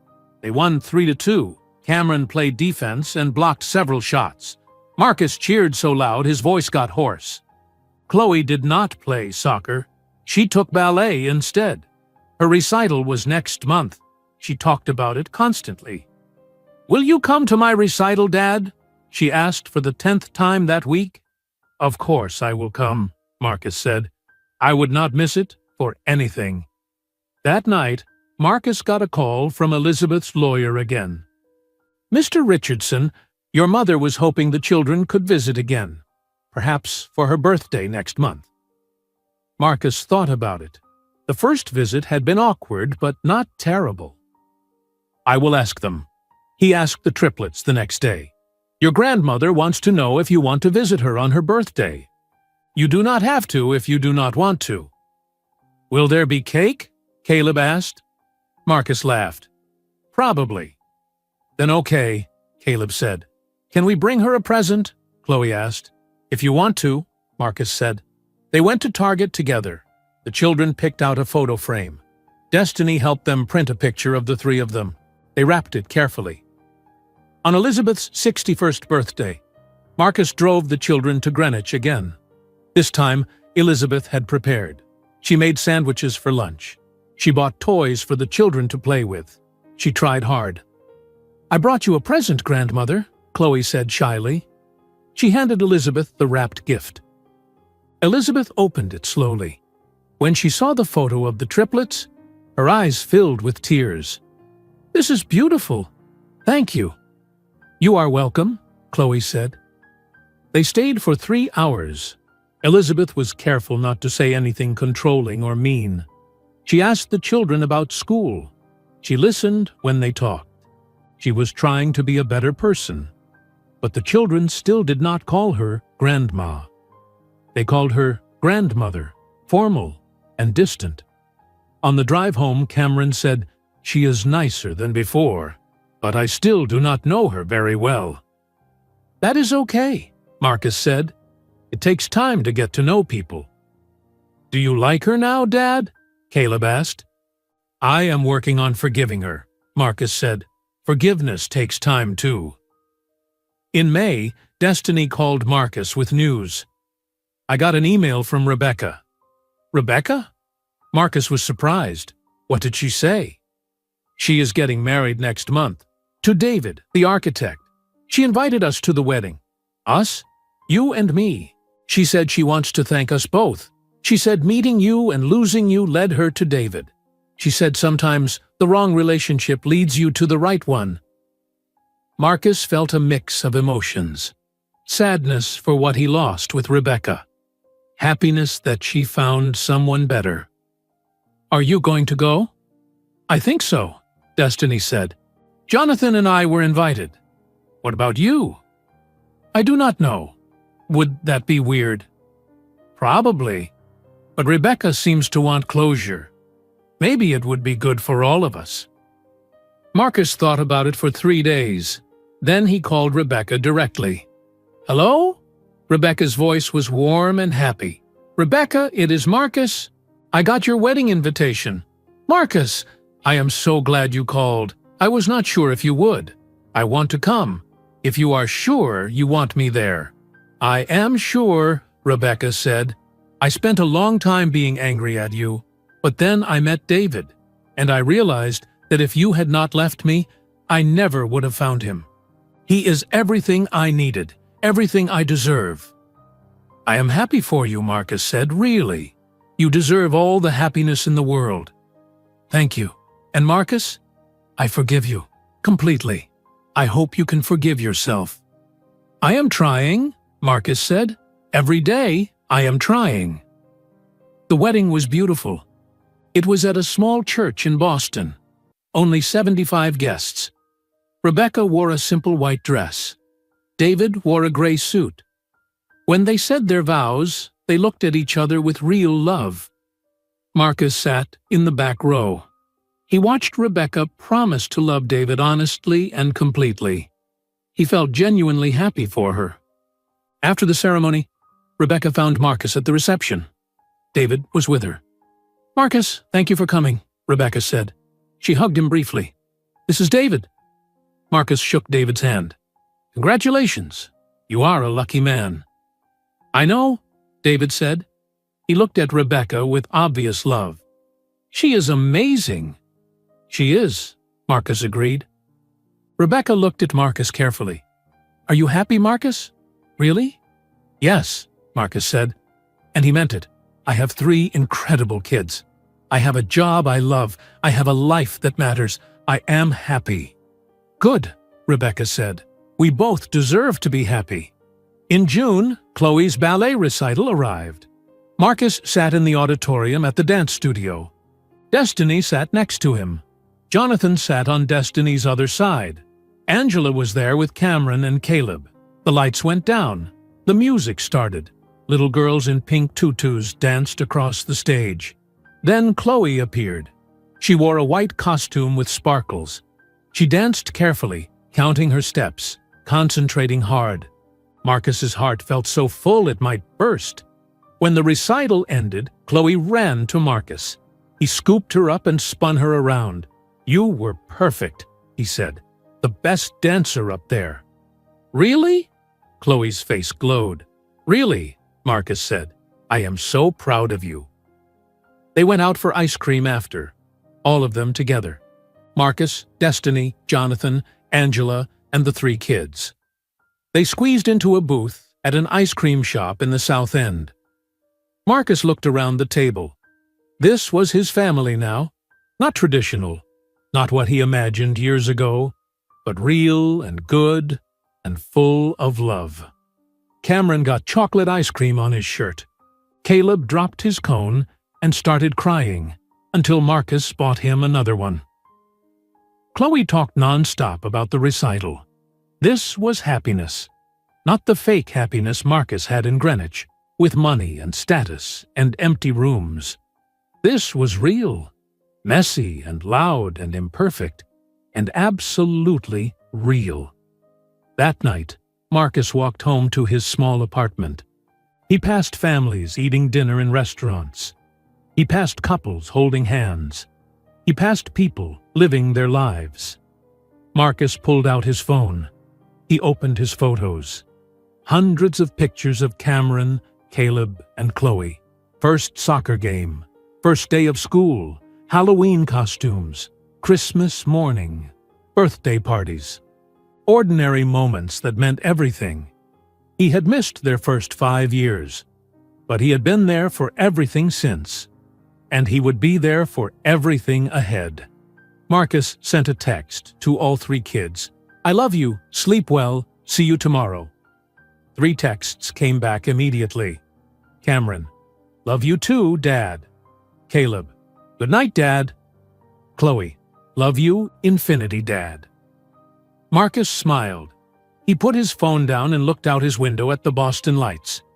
He had everything he needed. Marcus's alarm went off at 6:30 on a Monday morning in September. 2 full years had passed since the helicopter landed on his mother's lawn.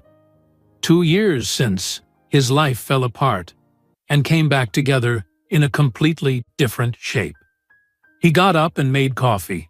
His phone buzzed with a text from David Chen at work. "Morning, Marcus. Big client meeting at 9. I want you to lead it." Marcus texted back, "I will be there." 2 years ago, Marcus made $400,000 a year and felt empty. Now he made $75,000 a year and felt rich. Not rich with money, rich with purpose, rich with love. He arrived at Clearwater Capital at 8 o'clock. The big client meeting went well. Marcus presented an investment strategy for a family looking to save for their children's college. The family asked good questions. Marcus answered each one carefully and honestly. "We trust you with our money," the husband said at the end. "Thank you for treating us with respect." After they left, David Chen shook Marcus's hand. "Excellent work. You have become one of our best advisors. Clients ask for you by name." "Thank you, Mr. Chen. This job means a lot to me." "I can tell," David said. "You work like someone who finally understands what matters." That evening, Marcus picked up all 3 kids from school. They piled into his car, talking over each other. "Dad, I got an A on my science test," Cameron said. "Dad, I learned about dinosaurs with feathers today," Caleb said. "Dad, can we get ice cream?" Chloe asked. Yes, and maybe," Marcus said. They all laughed. Marcus had moved to a bigger apartment 6 months ago. 2 bedrooms now. The kids had their own room for when they stayed overnight. That happened twice a week now, Tuesday and Thursday nights. Marcus made them breakfast before school. He helped with homework. He read bedtime stories. This was his life now. School pickups and soccer practice and homework help. Simple things that meant everything. On Saturday morning, Marcus went to Cameron's soccer game. Cameron had gotten much better at soccer this year. He scored 2 goals. Marcus jumped up and down on the sidelines. "That's my son!" Marcus shouted. "Good job, Cameron!" After the game, a dad from the other team approached Marcus. "Your son is really talented. You must be proud." I am, Marcus said, very proud. How long have you been coaching him? 2 years, Marcus said. It felt like longer. It felt like forever. But also it felt like no time at all. That afternoon, Marcus took the kids to the Boston Public Library. Caleb needed books about ancient Egypt for a school project. They spent 2 hours looking through books. Caleb picked 7 books about pyramids and mummies. "Can you help me read these, Dad?" Caleb asked. "Of course," Marcus said. "We will read them together." Chloe found books about ballet dancers. Cameron found books about space. They checked out 15 books total. Marcus carried them all to the car. "You are the best library partner, Dad," Chloe said. "You are the best library visitors," Marcus replied. On Sunday, they all went to Destiny's house for dinner. Jonathan was there. He and Destiny had been dating for over a year now. The relationship was serious, healthy, built on honesty. "Marcus, can I talk to you for a minute?" Jonathan asked after dinner. They stepped into the backyard while the kids played inside. "Sure," Marcus said. "What is up?" "I am going to ask Destiny to marry me," Jonathan said, "next month. I wanted to tell you first, out of respect. I know you and Destiny have a complicated history." Marcus felt a small pang of sadness. Not jealousy, just the sadness of doors closing on paths not taken. But then he thought about Jonathan, how kind he was to Destiny, how he treated the kids with respect, but never tried to replace Marcus. "That is great news," Marcus said. He meant it. "Destiny deserves to be happy. The kids love you. You will be a good stepfather." "I will never try to replace you," Jonathan said quickly. "You are their father. I just want to be someone who supports them, and supports you too." Marcus shook Jonathan's hand. "Then you have my blessing. Congratulations." Inside, Destiny was cleaning dishes. Marcus helped her dry. "Jonathan told me his plans," Marcus said quietly. Destiny stopped washing. She looked at Marcus. "How do you feel about it?" "Happy for you. Really. He is a good man. Better than I was to you." "You were young," Destiny said, "and afraid. You are different now." "I am," Marcus agreed. "Having the kids in my life changed me. They made me better." "They made both of us better," Destiny said. In October, Marcus received an email from Rebecca. The subject line said, "Good news." He opened it. The email said, "Hi, Marcus. I wanted to let you know that David and I are expecting a baby. A girl. We are so happy. I hope you and your children are well. Rebecca." Marcus typed back, "Congratulations. That is wonderful news. You are going to be an amazing mother. I am very happy for you both." That night, Marcus told the kids about Rebecca. "Remember the lady who was married to me before? She is going to have a baby." "Will the baby be our sister?" Chloe asked. "No, honey, you have each other. Cameron and Caleb are your brothers. But it is still nice that Rebecca is happy." "Did you love her?" Cameron asked. He was 7 now, old enough to ask hard questions. "I cared about her," Marcus said carefully, "but I was not honest with her. I made mistakes. She deserved better. Now she has better, and I am grateful for that." In November, Elizabeth called Marcus directly. Not through her lawyer. Her voice on the phone was quiet and uncertain. "Marcus, could the children visit for Thanksgiving? I know it is a big holiday. I know you probably have plans, but I thought maybe they could come for a few hours in the afternoon. I promise I will not overstep. I just want to spend time with them." Marcus was quiet. Then he said, "I will ask them." He asked the triplets that night.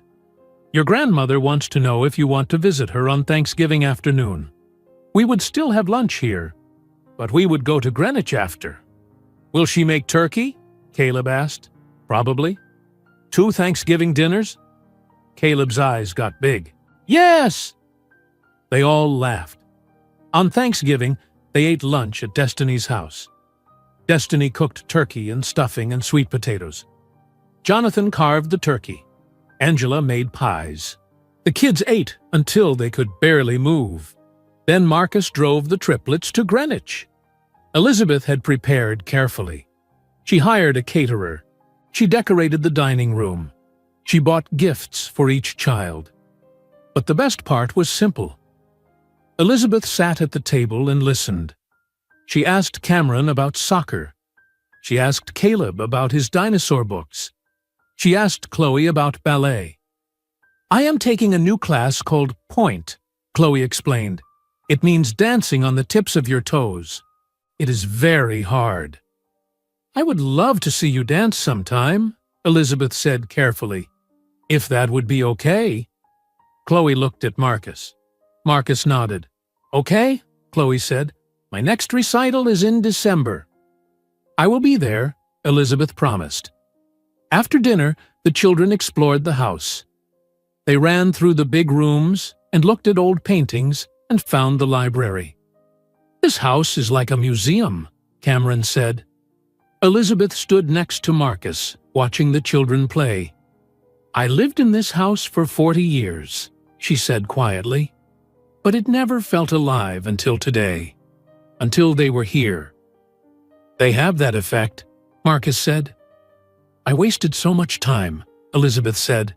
Her voice cracked. "I chose fear and hate over love. I lost years with you, years with them. I am sorry, Marcus. I am so sorry." Marcus looked at his mother. She looked old now, fragile. The power she used to have was gone. All that remained was regret. "I forgive you," Marcus said. He had not planned to say it, but the words came out true. "It took me a long time, but I forgive you." Elizabeth started crying. Marcus hugged her awkwardly. They had not hugged in years. "Thank you," she whispered. "Thank you." In December, Marcus went to Chloe's ballet recital. Elizabeth came too. She sat 3 rows behind Marcus. After the show, Chloe saw Elizabeth in the lobby. "Grandmother, did you see me dance?" "I did," Elizabeth said. "You were beautiful." Chloe smiled. She was warming up to Elizabeth slowly. It would take time. But there was time now. On Christmas morning, Marcus woke up in his apartment. The kids had stayed overnight. They came running into his bedroom at 6 o'clock in the morning. "Dad! Dad! Wake up! It is Christmas!" They ran to the small living room where Marcus had set up a tree. Presents were stacked underneath. Not expensive presents. Books and games and clothes. Things that mattered. The kids ripped open presents. They laughed and played and made a mess of wrapping paper. "This is the best Christmas ever," Caleb said. Later that day, they went to Destiny's house. Jonathan was there. Angela was there. They all exchanged gifts and ate too much food and played board games.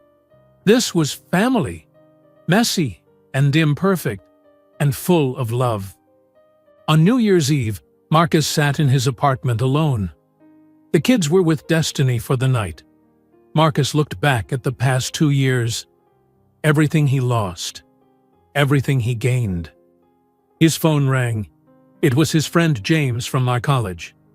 "Marcus, Happy New Year. I heard what happened with you and your mom and everything. Everyone in Greenwich is still talking about it. How are you, man?"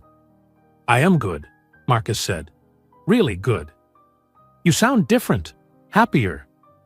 "I am happier. I finally figured out what matters." "The kids?" "Yeah, the kids. And being honest. And choosing love over fear." "Good for you, Marcus. I am proud of you." After he hung up, Marcus stood at his window. He looked out at Boston. Fireworks started going off over the harbor. The new year was beginning. Marcus thought about the man he used to be. The coward who chose money over love. The man who ran away from hard things. That man was gone. In his place was a father. Imperfect, but present. Flawed but trying. Someone who showed up every single day. Marcus's phone buzzed. A group text from the triplets. "Happy New Year, Dad. We love you." Marcus texted back. "I love you too. See you tomorrow." He smiled. Tomorrow he would pick them up. They would go to the park. They would fly kites. They would eat hot dogs. They would be together. That was enough. That was everything. Marcus had lost everything his mother gave him. The money, the status, the big house, the comfortable life. But he gained what was truly his. 3 children, real happiness, a life that mattered. And that was worth more than anything money could buy.